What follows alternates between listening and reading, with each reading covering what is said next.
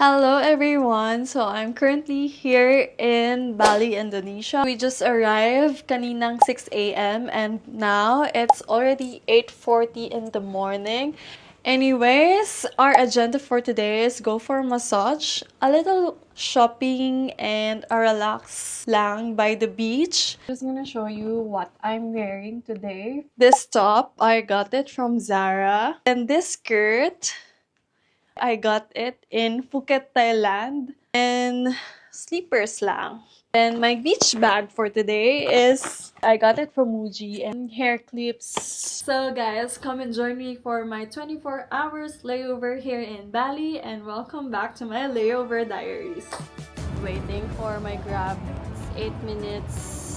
I hope I'm not gonna be late sa appointment ko. I'm anticipating traffic because it's Sunday nga. If I'm 10 minutes late, they're gonna cancel it. We've been booking this spa for like a week already. I have to be there earlier than my appointment.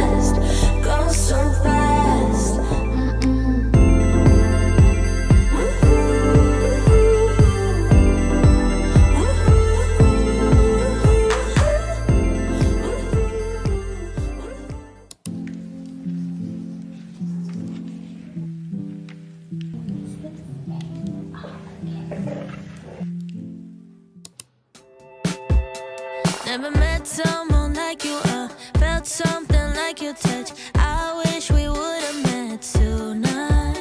Sure, I've had lovers in my past, won't lie, I've had a blast, but none of them had your humor. They can't compare, no one could ever do, nobody's close to you, yeah. One night's not fair, what can I say to make you never leave this room?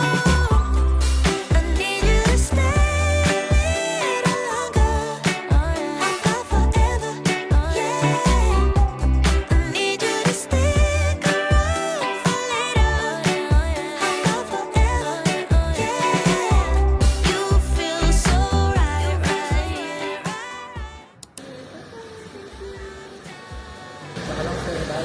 Today only same, right? That's my curl earlier. So nice. Ah, thank It was you. nice to meet you. Me too. See, it's nice. This is what I want. 1,320,000. Okay.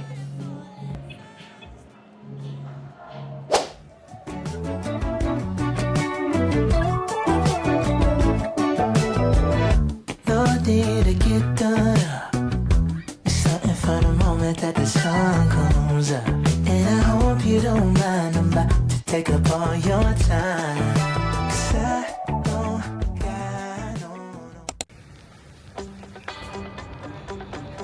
I'm here now in Potato Heads Beach Club. I didn't know that it's really beautiful, or I didn't expect the interior. See yung entrance pa lang. Ang ganda na. Let's see later. I hope it's clean. So guys, I spoke to a lady there and she said there's no entrance fee for this time, but later at 4:30 onwards they will ask for entrance fee na. So, guys, 4 pa lang. And then I'm right on time. Nakalibre pa tayo ng entrance fee. Time you come here? Yeah, this is my first time. Oh, sure. I hope you see everything here. Yes. Please enjoy and see the sunset. Yes, thank you. Thank you so much.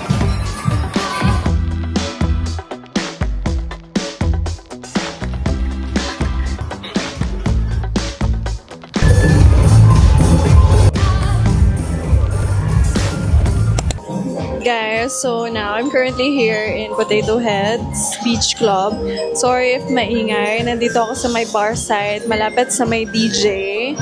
So I was supposed to sit in a table with 2 seats. It's like 500,000 minimum spend. But I transferred to this bar side because wala silang minimum purchase. So I just moved here kasi hindi naman ako magtatagal. May mga kailangan din akong gawin after pa kasi pupunta ako sa mall. Yes, I'm just gonna stay here for 2 hours before sunset. Welcome to my guys.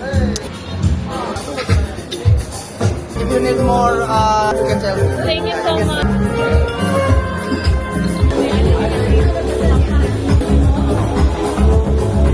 So I'm done. It's already almost 5:30 p.m. and I'm heading to the mall kasi may kailangan akong bilhin. I also changed into shorts na. So tapos na tayo maganda-gandahan. So I'm in my comfy fit na for today. Guys, it's a right decision na umalis na ako in like 5:30 p.m. kasi sobrang dami ng taong pumapasok and napupuno na rin yung beach club. Sakto lang din, napaalis na tayo. Kasi sobrang gloomy na nung clouds, nung weather, and I think paulan na din. Hello, sorry. Thank you.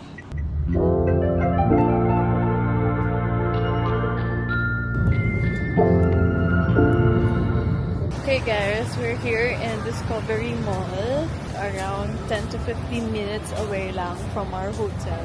Na-feel ko na ang moment. Charas. Na-feel ko na yung pagod kasi parang 24 hours na akong gising.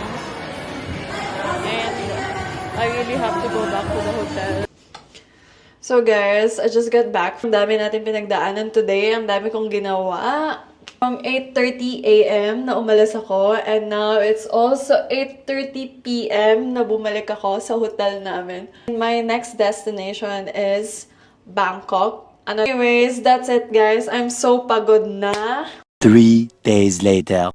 I'm in Bangkok after 3 days from my Bali layover. Nagbihis lang ako, kakarating lang namin from the flight. Nag-aya yung mga crew na kumain sa labas and then after that magkakanya-kanya na kami, which is magsasabay lang naman kaming kumain since gutom na din naman kami.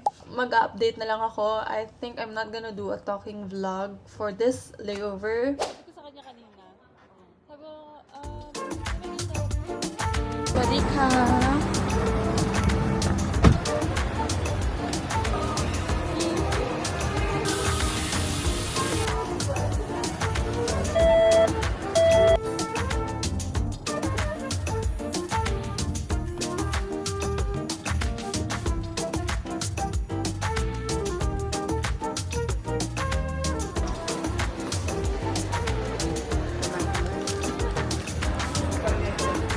Only Sundays.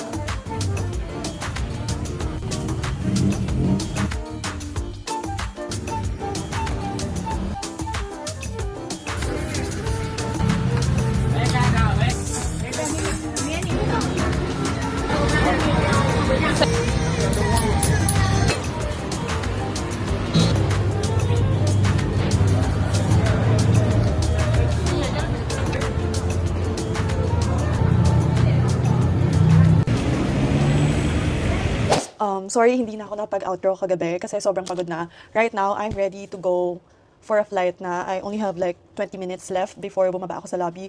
And so ngayon mag-outro lang ako. And yesterday, I got back from the outside. 10 p.m. na ako nakabalik dito sa hotel.